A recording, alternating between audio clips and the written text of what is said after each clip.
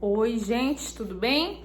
Conteúdo específico para os nonos anos, nono ano 1, nono ano 2, nono ano 3, tá? A gente vai dar continuidade ao continente europeu, algumas características que nós precisamos estudar e a gente vai estar trabalhando agora, durante essa semana, tá? Ao bloco econômico da Europa, a União Europeia, certo, gente? Então, assim, os alunos que trabalham pelo Classroom vão responder um Google Formulário, vão receber a nota, dessa vez eu coloquei para vocês receberem a nota, vão receber um feedback se acertar ou se errar as questões, é claro que a gente espera que vocês todos acertem, que vocês leiam o texto com atenção ou voltem se necessário, e vão receber também o vídeo para vocês olharem e o texto, tá? Também tem no livro de vocês, de geografia, e aqui, eu não sei em que local específico agora, deixa eu lembrar, eu coloco que vocês podem procurar a partir da página 103 do livro, vocês têm informações sobre o bloco da União Europeia,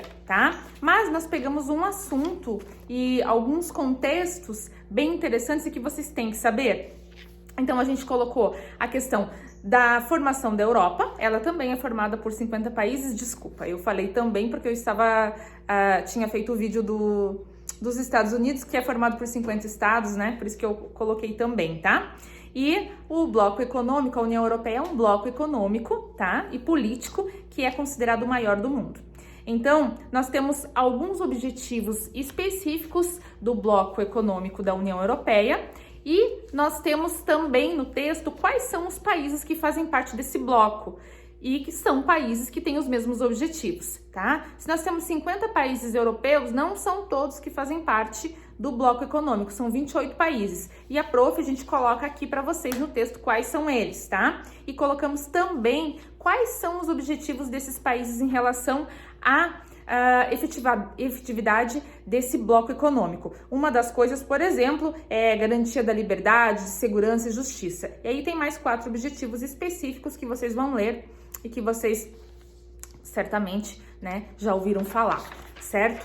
Colocamos também para vocês aqui a bandeira da União Europeia, tá? As estrelinhas são amarelas e o fundo é azul. Quem receber o texto lá no Class recebe as imagens todas coloridas e quem receber em Xerox recebe em preto e branco, mas isso não tem problema, tá? E a gente colocou também um ícone bem interessante, que é quais são os países mais visitados da Europa. Veja, a gente está trabalhando sobre as cidades, sobre sustentabilidade, sobre algumas questões específicas dos maiores países distribuídos pelo globo terrestre, mas a gente está sempre de acordo com o objeto do conhecimento do seu ano, né? Então, o continente europeu é um dos assuntos que nós estudamos de todas as formas, com todas as características físicas e humanas no nono ano, tá? E a gente está trabalhando ele, eu digo em partes, porque cada semana a gente trabalha um planejamento novo, mas a gente vai fazendo a intercomunhão desses objetivos e desses conteúdos, ok, gente? Então, nós colocamos aqui os países mais visitados da Europa e aí algumas curiosidades sobre ele, onde que eles se localizam. Lembrem que nós já trabalhamos a Europa e as suas divisões, né? Europa meridional, Europa setentrional, etc, etc, etc. E aí a gente tem a localização desses países também, em qual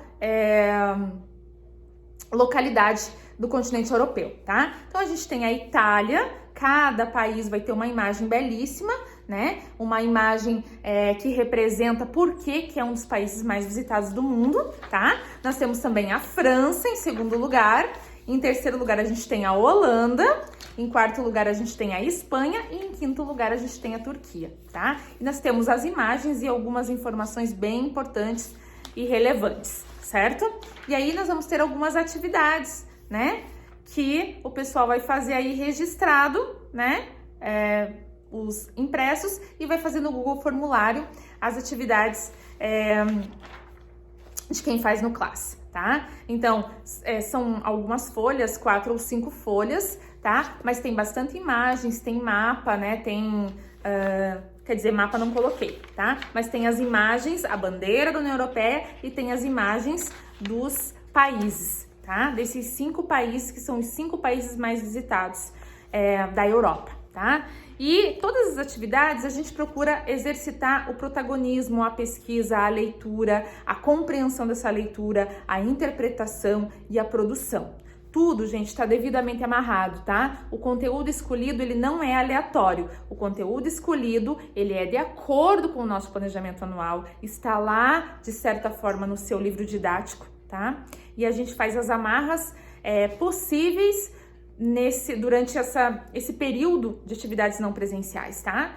E todos os objetivos, eles são concisos, eles são baseados em algumas competências que queremos que vocês desenvolvam, e não se desenvolve de um dia para o outro, se desenvolvem ao longo de uma trajetória da caminhada escolar, mas algumas atividades, algumas leituras auxiliam um pouco mais para isso, tá?